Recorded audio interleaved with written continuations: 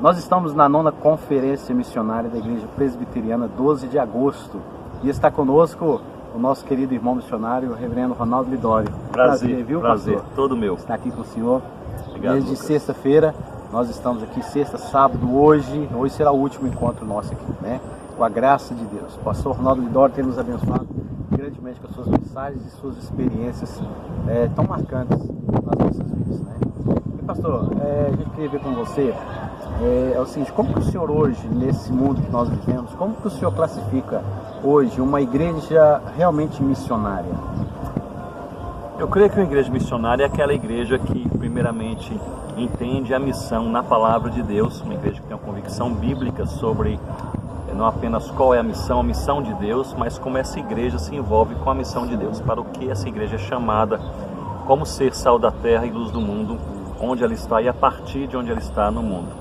Eu creio que a convicção bíblica é a primeira marca de uma igreja realmente missionária. Creio que a segunda marca é uma igreja engajada com os seus desafios locais e transculturais. Uma igreja que tem olhos abertos para a realidade mundial. Uma igreja que, por exemplo, não fecha os olhos perante os imigrantes que chegam, os refugiados, as necessidades sociais da própria cidade, as oportunidades da pregação do Evangelho na Europa, no mundo muçulmano. Uma igreja engajada com a sua realidade. Eu creio que a terceira marca é uma igreja que envia seus missionários. Nada mais marcante para uma igreja local do que enviar seus próprios filhos para a obra missionária. Isso mexe com a igreja, mexe com as famílias. Eu creio que convicção bíblica, olhos abertos para a realidade do mundo atual e envio missionários são três marcas de uma igreja missionária. É por aí mesmo, graças a Deus. E hoje a gente enfrenta, a gente tem trabalhado muito com jovens e adolescentes.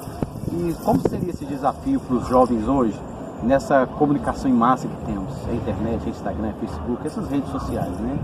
E é lógico que não só jovens mexem com isso, mas especificamente para o jovem, para o adolescente, como que eles podem usar isso para o reino de Deus na obra missionária? Como que o senhor vê isso, essa estratégia hoje missionária? De fato, nós estamos em uma época nova para mim, por exemplo, sou de outra geração, com respeito a essa conectividade. Então, assim, a comunicação hoje é fluida, ela é instantânea, diversificada, em massa, e creio que isso representa vários desafios, desafio de privacidade, desafio de relacionamentos mais profundos, desafio de autenticidade das mensagens de comunicações, mas também representa várias oportunidades. Por exemplo, parte do nosso trabalho tem sido dar treinamento missionário em países mais fechados. E especialmente no mundo muçulmano, em alguns países mais fechados, nós encontramos sempre vários jovens muçulmanos que têm o primeiro contato com a fé cristã, por meio do Facebook, por exemplo, por meio de outras redes sociais, e geralmente com a língua inglesa como uma língua mais ou menos comum, e ali contatando algumas pessoas de países mais abertos. Então isso assim funciona, é uma grande oportunidade, digamos, transcultural, como também local. Eu creio que parte do desafio do jovem, vamos colocar sobre o jovem, hoje é de fato ter mais prudência nas comunicações, né? Não reagir a tudo, sair daquela raia de críticas, de falácias, de grandes conflitos desnecessários, né? Vigiar a sua linguagem. Nós estamos sendo observados no dia a dia e nas redes sociais ainda mais, né? Então, tanto há a possibilidade de um bom testemunho, como também a possibilidade de manchar o testemunho cristão. Mas eu diria que saber como se postar e saber como falar, como comunicar o evangelho e como comunicar sua vida diária nas redes sociais é um grande testemunho ao mundo hoje. E ainda pensando na questão de igreja, hoje, por exemplo, o que o senhor vê como uma grande barreira hoje para que igrejas não se relacionam, seja financeiramente, seja por outras formas com missões? O que tem sido assim, uma barreira grande para que igrejas não façam missões? Bem, de fato, na década de 80 houve uma certa efervescência missionária no Brasil, na América Latina. Parece que há uns 10 anos atrás realmente há um decréscimo de investimento, de atenção com a obra missionária transcultural. E, de forma geral, creio, essa é a minha impressão, creio que o que tem sido uma grande barreira para missões, especialmente transculturais, pensando agora nos povos que não ouviram o Evangelho, são cerca de 6 mil, as línguas que não têm a Bíblia em seus idiomas, cerca de 1.800 línguas, então esse trabalho um pouco mais distante, um pouco mais especializado, eu creio que a grande barreira tem sido a atenção da igreja voltada apenas para a sua necessidade local. Há uma certa tendência da igreja América Latina, e vamos particularizar da igreja brasileira, especialmente nos últimos 10, 15 anos, de dar uma atenção integral à sua necessidade local. E quando eu digo local, nem é da cidade ou do bairro, é da comunidade cristã, da igreja local mesmo.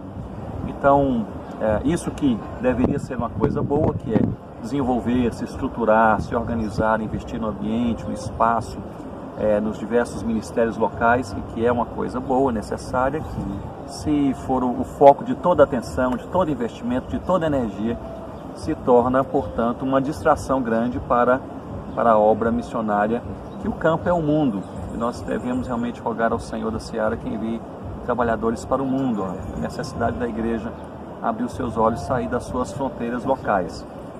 Mas eu creio que essa tem sido a principal barreira. Por exemplo, eu tenho visto algumas igrejas que, às vezes, em relação ou perante os desafios de uma estruturação melhor local, têm, por exemplo, parado de trabalhar no interior, no sertão, e igrejas que crescem localmente, mas não plantam novas igrejas. Eu creio que é um desafio de toda a igreja local ser uma igreja multiplicadora e muito missionária. Amém. Graças a Deus. E por último, pastor, qual seria uma relação de quebrantamento espiritual e missões, e ser uma igreja missionária? Qual que é essa relação que nós podemos tirar disso? As regras no reino de Deus são espirituais. Tudo ocorre a partir da própria ação e da iniciativa de Deus, trabalhando no povo de Deus, que é a igreja, para realizar a vontade de Deus, visando também a glória de Deus. Então nós passamos por esse processo. Nós não somos, como igreja, uma ONG, não somos uma empresa, não é a partir de uma organização, metodologia, uma estratégia que as coisas funcionam. No reino de Deus, as coisas funcionam a partir da ação de Deus quebrando o nosso coração, nos tornando mais conscientes, com mais convicção bíblica e com vidas também transformadas. Eu costumo dizer que, nesse assunto, que a primeira missão da igreja não é pregar o evangelho, a primeira missão da igreja é morrer. É chegar ao ponto de dizer, já não sou eu quem vive, mas Cristo vive em mim. E à medida que a igreja se desglorifica, essa medida, então essa igreja começa a glorificar o nome de Deus.